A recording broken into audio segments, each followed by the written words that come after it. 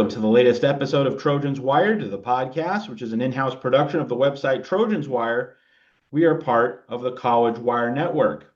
We're back at you with USC women's basketball analyst Cece Clay, our WNBA review show and part of our spring-summer series.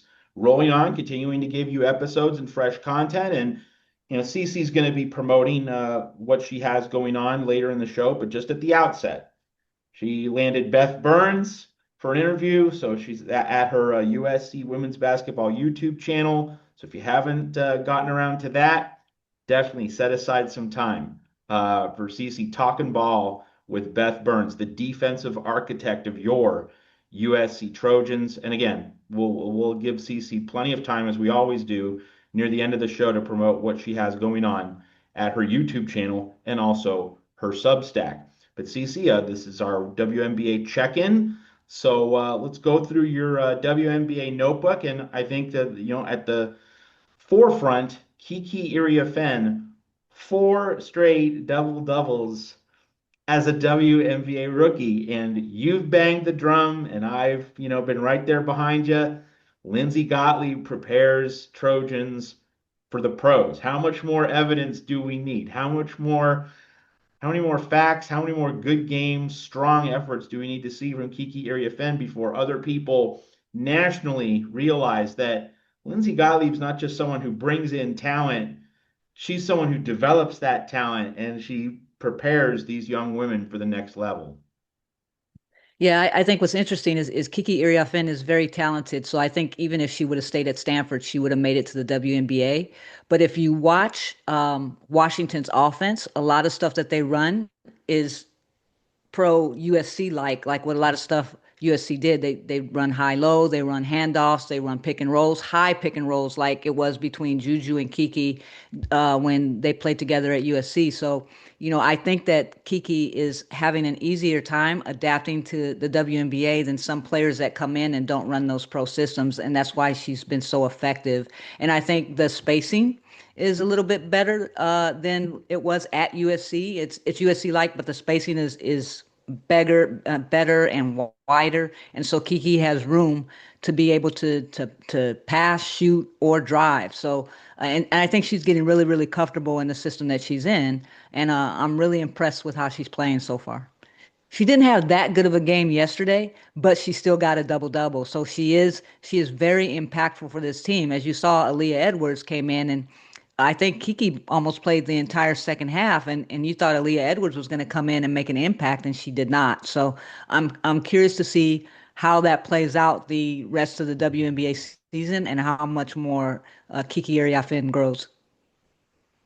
This most recent game came after a game late last week against the Las Vegas Aces. I mean, that was a high-profile game for Kiki. Obviously going up against the Aces front court. In terms of just the matchups that Kiki is seeing from game to game, any observations in terms of comparing the different looks that Kiki has seen from one game to another? I know you probably haven't been able to watch all 4 of the Mystics games, but I know you've been able to see at least 2 or 3.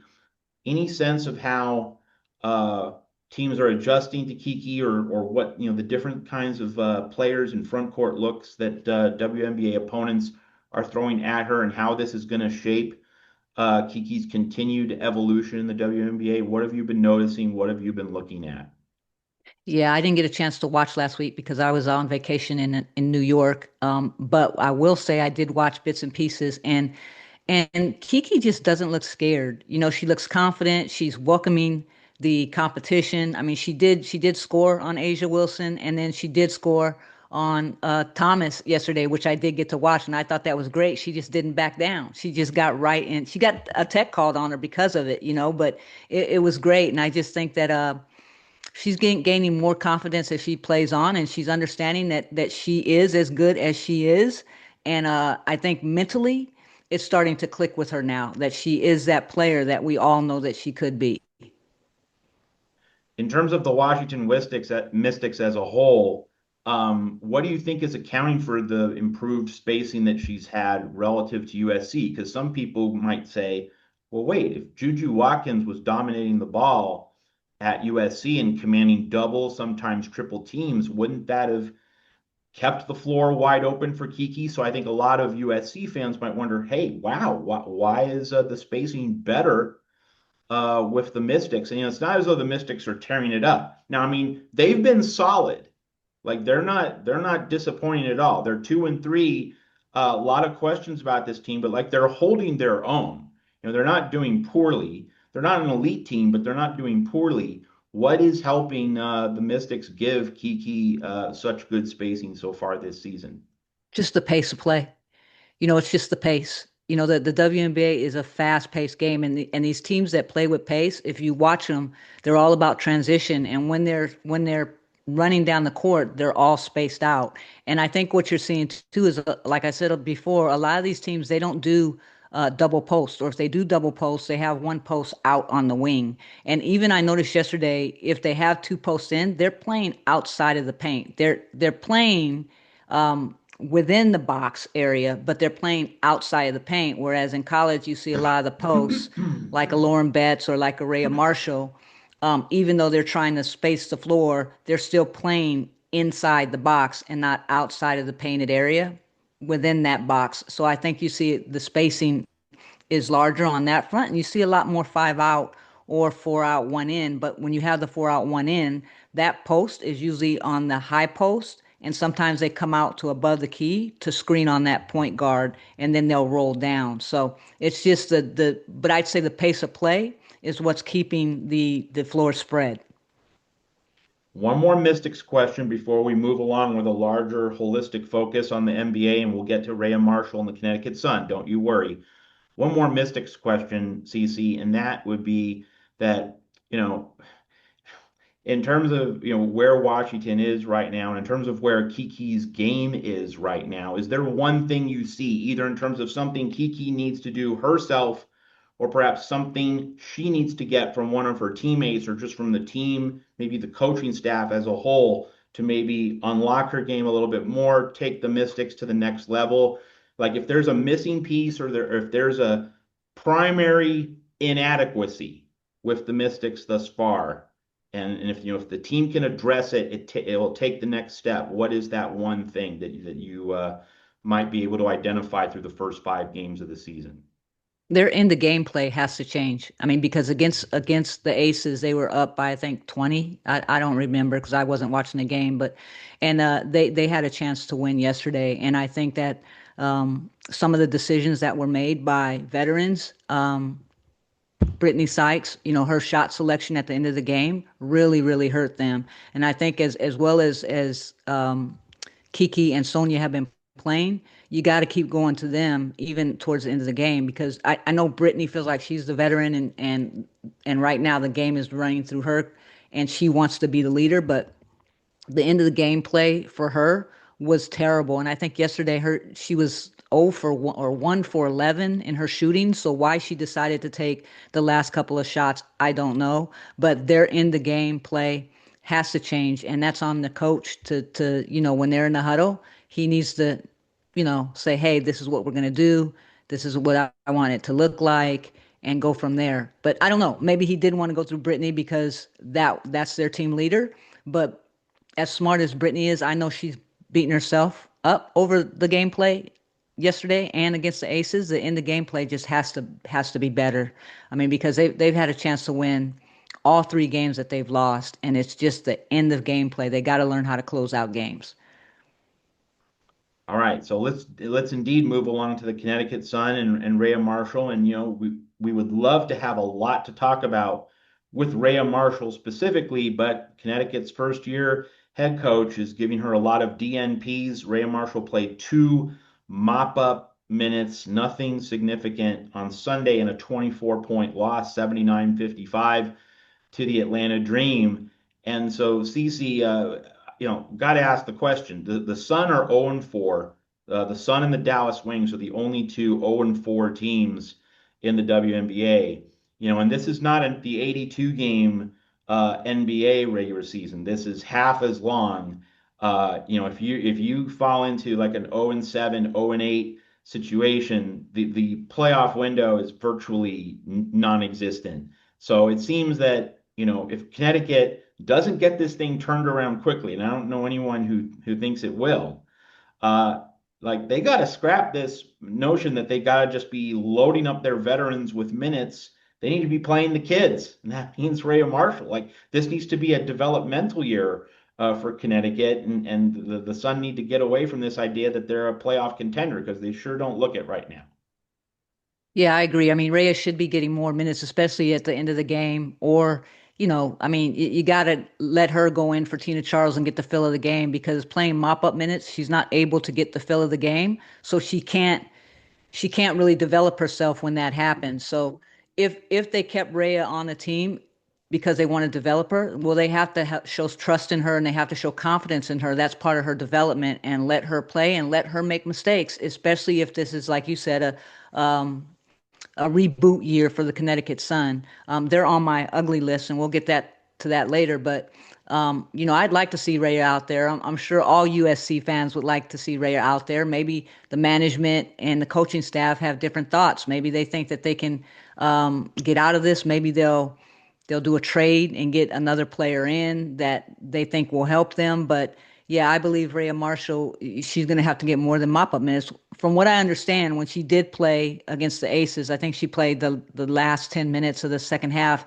She played really well. So I didn't get a chance to see. I want to go back and look at that game. But from what I heard, she held her own in that game. So yeah, we got to get her on the floor because truly, when she got on the court yesterday, I'm not going to say she didn't look like she wanted to be on the floor, but she wasn't warm, so what could she do, in the last 2 minutes? That's not going to help her.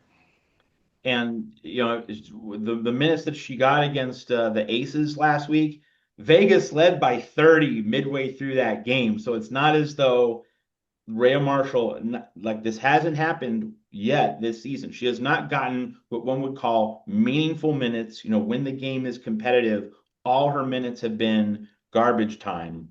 What we would generally associate with that. So certainly, as you said, the Sun need to start trusting her and throwing her out there in meaningful, maybe not the highest leverage moments, but certainly when a game is competitive and the outcome has not been decided. If they want to trust her, that's what the Connecticut Sun need to do. All right, so I will say, moving. I will say this, I will say this, Matt, that we were all happy when Rhea did get picked up by the Connecticut Sun and she made the team.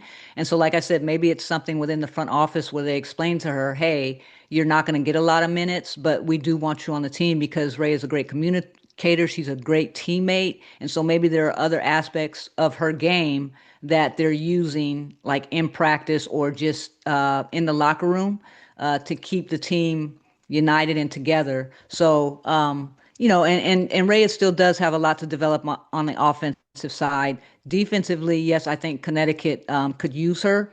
But I think that also that Rhea needs to get stronger. So I think during her first year with Connecticut, that she's working on all these little things that she needs to clean up. So she can be like Asia. Asia Wilson is strong. She's not just good, she's strong if you look at the two body types.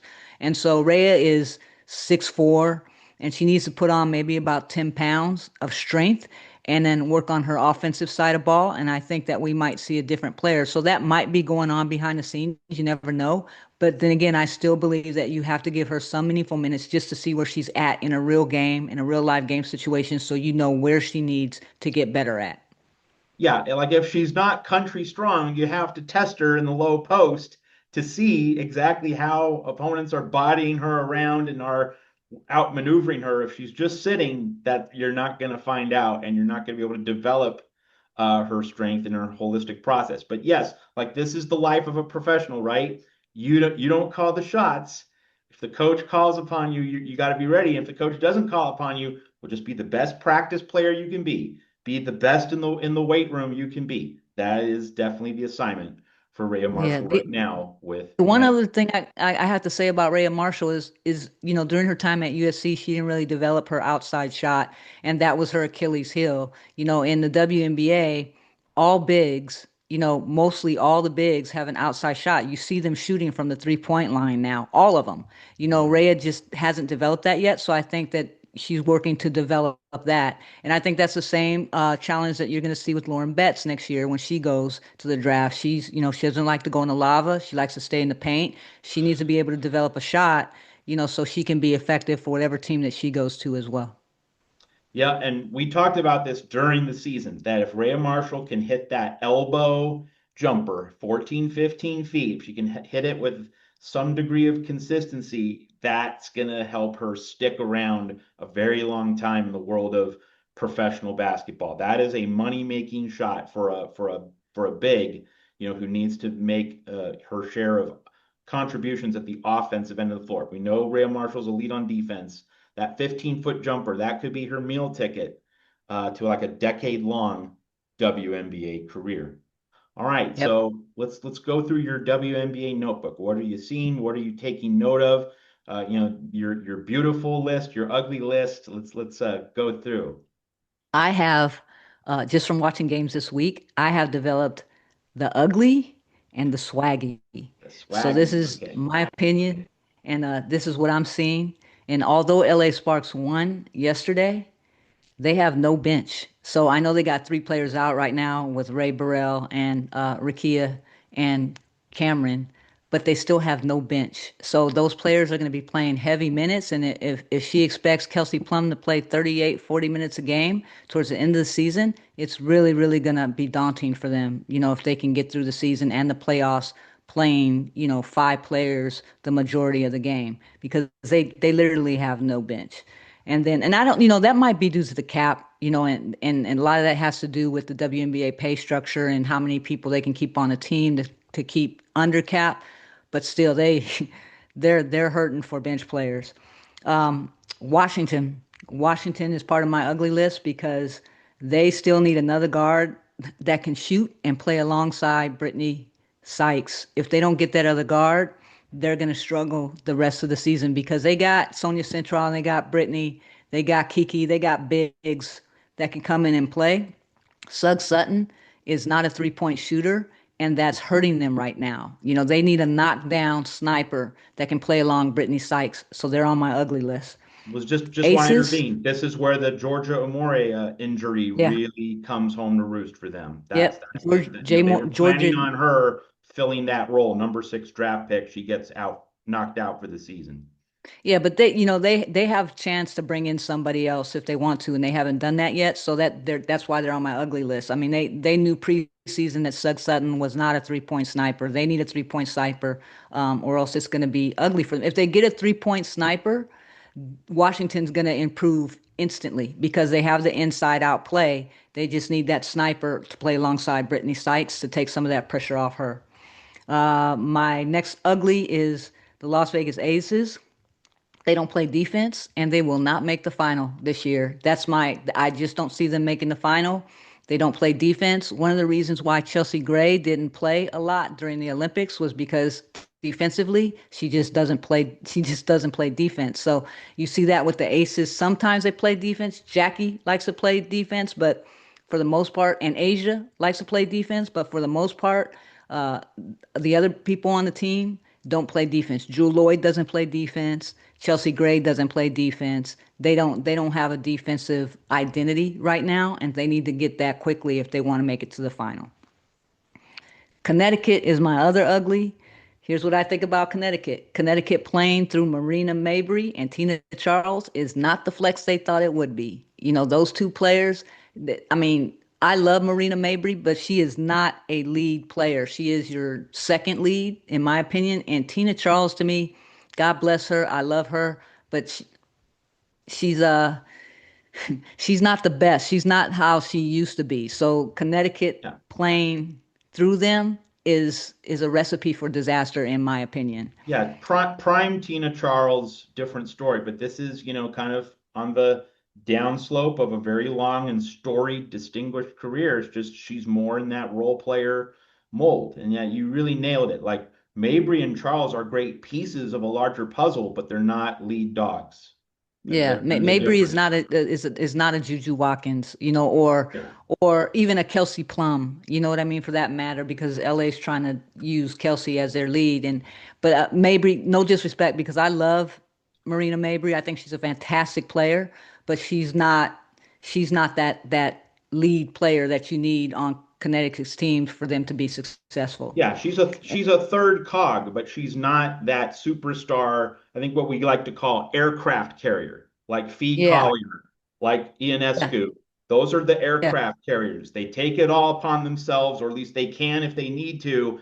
Mabry's just not cut out in that same mold. She's a superb player, but she's just not a number one. So I think a lot of fans it's worth grasping the difference between being the leader of the team, the person asked to shoulder most of the workload, and being that third cog, like a Robert Ory, right? You'd yeah. never assign him to be the leader of the whole operation, but as that third or fourth scorer, a Hall of Famer, in that role. But having the right roles and responsibilities, that's really what you're talking about on a lot of levels. Yeah, and for fans that don't know who Robert Ory is, just go research at Los Angeles Lakers.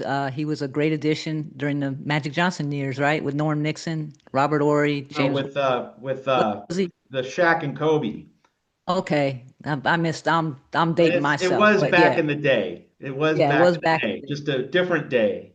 Yeah, so the swaggy Minnesota, they got the sauce. I mean, they are such a well-tuned team. They're just so good, and I think that they're not going to win every game, which they have. I don't think they are undefeated, but they're just so good. And Nafisa Collier is such a great player, just all around.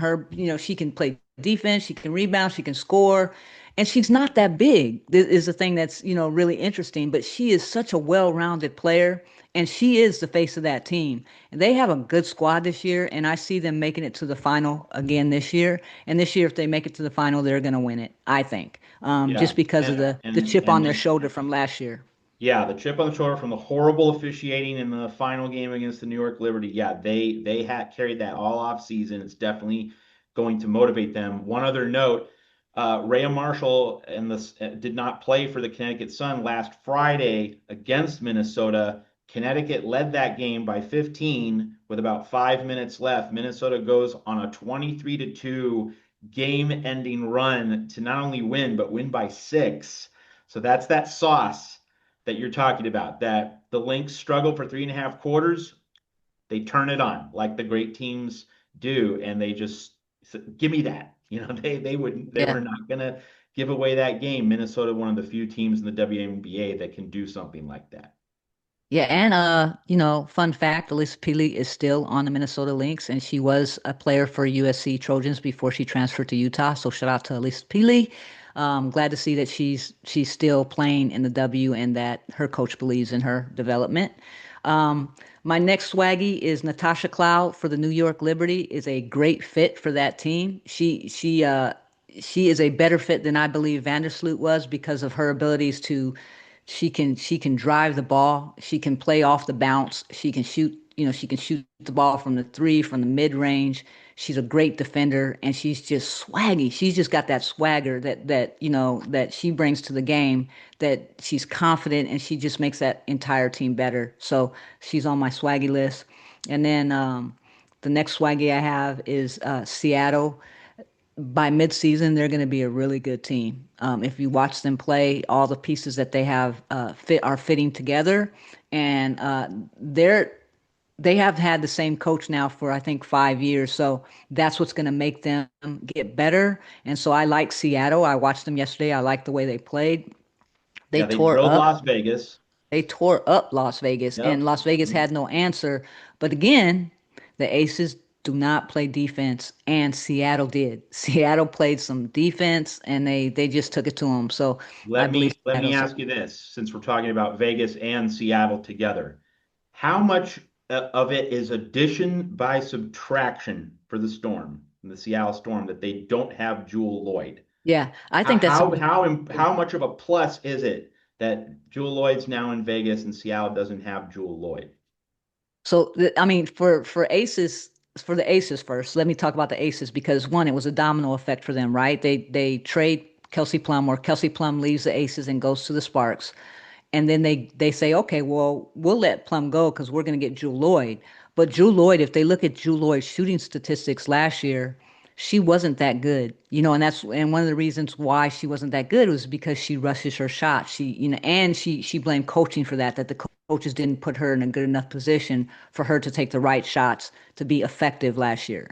Well, she's on the Aces and she's doing the same thing. Yesterday she shot, I think, 40% from three, which is great, but her 2-point shooting was like around 30%. And the game before that, she was inefficient as well. So she's been inefficient since she was on Seattle last year, and now she's bringing that to the Aces. So I think that chemistry is having a lot of problems. Kelsey Plum was a lot better defensive player than Jewel Lloyd is. So that's the other thing that's hurting the Aces. Jewel Lloyd doesn't like to play defense. She's just an offensive minded player.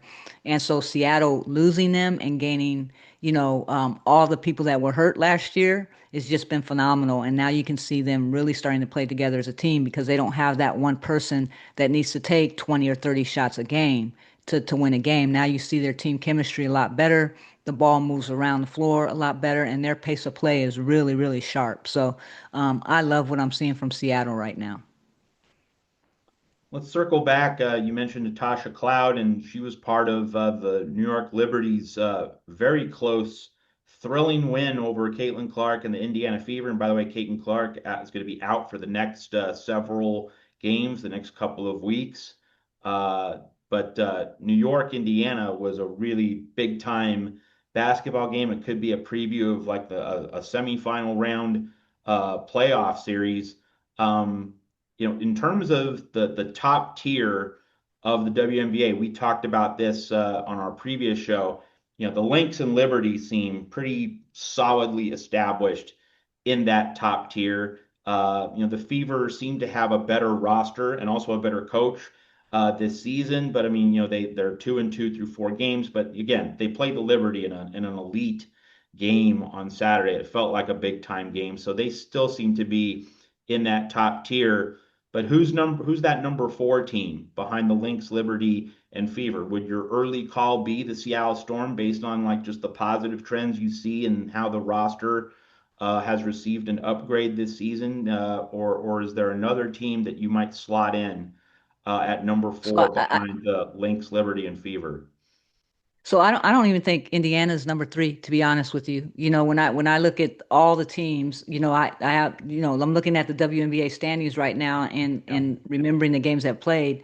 Minnesota, New York Liberty, and Seattle are the top three. I would put right now Atlanta ahead of Indiana just because Hmm. I like Carl Smesco as a coach, and I think he's going to have that team doing a lot of different things by mid-season. So I like Carl Smesco in Atlanta. And then, Phoenix is another team that's surprising because I think Phoenix has got a really nice squad with Satu and Alyssa Thomas, and they're playing really good together right now. So I like that team. The problem with Indiana, and I'm going to be frank with you, is that they got a really good team. They could make it to the finals. Who knows? The problem with Indiana, and I love Caitlin Clark. I think Caitlin Clark is a phenomenal player, but she's not at Iowa anymore. And because she's not getting the same calls that she got when she was a college player at Iowa, that is messing with her mental. She expects the referees to treat her like they treated her when she was at Iowa, and it's not happening. She's not getting the calls that she normally would have got at Iowa, and it's affecting their team right now. She needs to just play ball. I thought that play against New York Liberty with Natasha Cloud at the end of the game, she got all ball. It was a great defensive play, and Caitlin Clark raises up her hands like, "Oh, woe is me," call the foul. WNBA is physical. That's one thing I love about it. It's a physical game. It's like the old NBA used to be, and refs aren't falling for it. So I think that's what, and even Stephanie White, is crying a little bit about the calls, but that's the WNBA. Get used to it. And so I think that once Caitlin gets over that, they'll be a lot better for her. But right now she's focusing on, getting the calls that she got at Iowa, and that's what's hurting them, in my opinion, of course.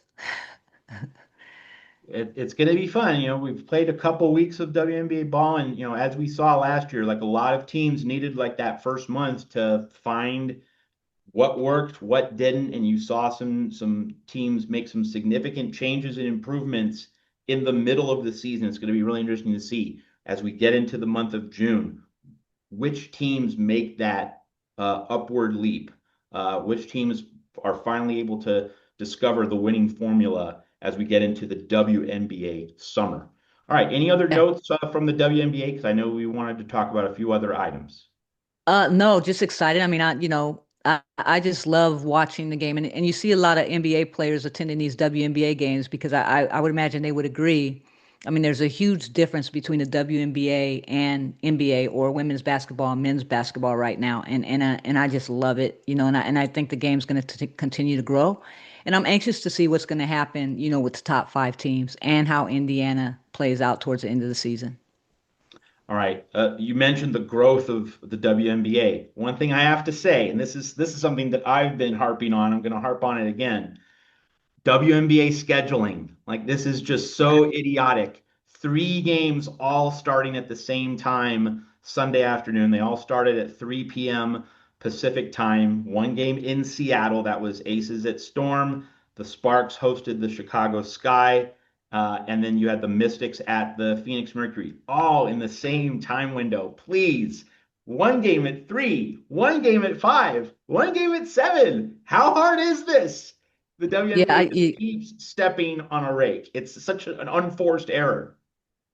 Yeah, it's crazy to me. I mean, and they were all good games yesterday. They could space them out, and I don't know why they do that. It's the second year in a row where they've done their scheduling like this. And even tomorrow's games, they have like, I think, five or six games on, and three of them are on at the same time. So it's like, what do you do? I mean, if you want to market the game, you gotta market it correctly, and you got to put these games on, stagger them or something, because it's defeating the purpose of wanting to grow the game. Now, I don't know if it's because of the deals that they have in place with these television channels, but if these television channels or these entertainment companies want to grow the game and want to make money, off of commercializing them, then they need to do a better job of scheduling the games.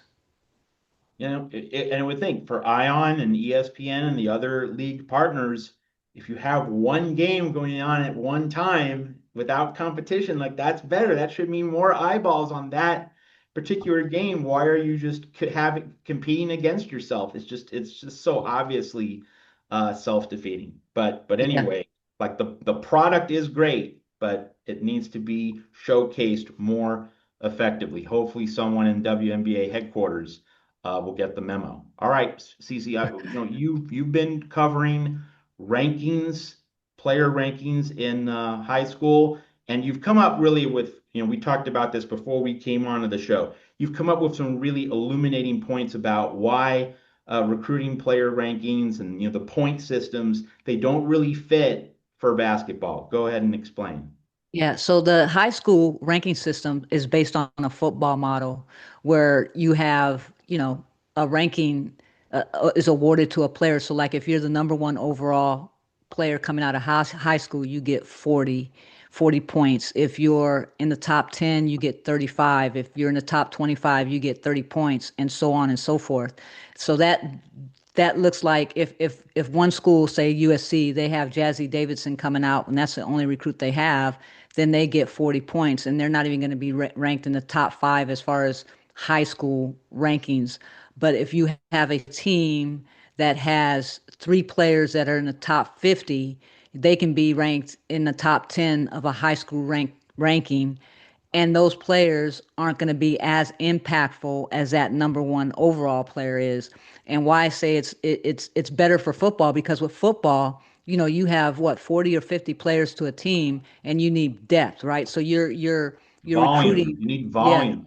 you're recruiting three or four cornerbacks, or you're recruiting three players per position, so that those rankings suit that, right? And so then you're never going to get a football team that's going to have one overall number one ranked player and that's it. The football team is a lot bigger compared to a basketball team which has 10 to 15 players, so it's never going to equal out. So my point is, you can't rank a high school team basketball like you do football. That system has to change, because you get somebody like a Jazzy Davidson who's the number one overall pick, you're only getting 40 points for her, And this other school that got maybe three top 50 players, well, they're going to get over 100 points. That's going to shoot them up into the top 10. But are those three players going to be able to come in and be as impactful as a Jazzy Davidson? I don't think so. So that's why the high school rankings, in my opinion, are skewed, and it needs to be looked at because it's outdated. And I talked about it on my pod. So I just wanted to elaborate on that a little bit, why the rankings are set up the way they are. Yeah, it's a very clear point. It's so easy for anyone to understand that football recruiting rankings depend on quantity, volume, Mhm. bulk. And for basketball, it's just not that way. It's about getting that aircraft carrier. To make the Yeah, it's about comparison, quality. what we were Yeah. saying earlier, a Nafisa Collier, a Sabrina Ionescu. You just need that one aircraft carrier. Juju Watkins at USC being an obvious example for the Trojans, and it's a totally different operating system compared to what we have for football. All right, so that segues into promoting your work. So you had that rankings video up at your YouTube channel. Tell us what else you have going at your USC women's basketball YouTube channel and your Substack. Yeah, so I've been on vacation, so I haven't been working per se. So, you can check out the Beth Burns pod, which was probably one of the best podcasts I've done, just because Beth Burns is so informative and she's so fun to talk to. And then another podcast I did was with Alexis Lloyd, who was a player at USC from 2013 to 2016 under Coach Cooper. And she was very honest and open about some trials and tribulations she dealt with when playing for USC and Virginia Tech. She is now a coach, and she uses her trials and tribulations to help her younger players succeed on her basketball team now and in life. So, I would suggest y'all go watch that. And then this week, I do have some things coming up on my Substack. We have this podcast scheduled. I got another podcast scheduled, but I got to look at my calendar and see. It is a special guest, but I got to see who it is. I think it's not going to be done till the week of June 1st. So we'll see. Just stay tuned. I do have my dream team for USC coming out. That video's coming out for YouTube. And then I think I'm going to do a film breakdown of Jazzy Davidson because I haven't done that yet. And I think that people would want to see that. So I'm going to do a film breakdown of Jazzy Davidson. So look forward to those items coming out. All right, Cece, it's our WNBA check-in show, and this is going to be a continuous series. We're going to be rolling it out through the WNBA spring and summer. We're getting into June, so we're going to be your WNBA companions for the season so that we get you through the USC and college basketball offseason. WNBA is going to be that bridge to USC basketball, USC women's basketball in early November. So for Hey, I just CC, want to say one more thing. I just want to say one more thing on the swaggy. The swaggy, I forgot to mention the Washington rookies. They're got to be on my swaggy list because they're doing some big things. And I will tell you that if the front office does its job and goes out and gets a sniper to play alongside Brittany Sykes, watch out for Washington. And I think they're going to be a totally different team if they get that other 3-point threat. yeah, we should probably have a WNBA trade show at some point. Like, mixing and matching certain pieces. That would certainly be an interesting show to have. So I'm sure that Cece and I will find a way to bring that to you as the WNBA season moves along. We collect some more games, and general managers will get more data in terms of which players might be the right piece of the puzzle if a team is struggling. I think the Lynx and the Liberty are pretty set, but for the rest of the league, yeah, what's going to be that extra chess piece that's going to make a difference? All right, folks. So, hey, Cece's just been landing one great interview after another. So go to her USC YouTube channel, go to her Substack. She's putting in the work. Support Cece Clay whenever and whenever you can. So, for Cece Clay, this is Matt Zemek. Thanks for listening to our latest Trojans Wired WNBA check-in podcast. We will see you next time. Fight on. Fight on.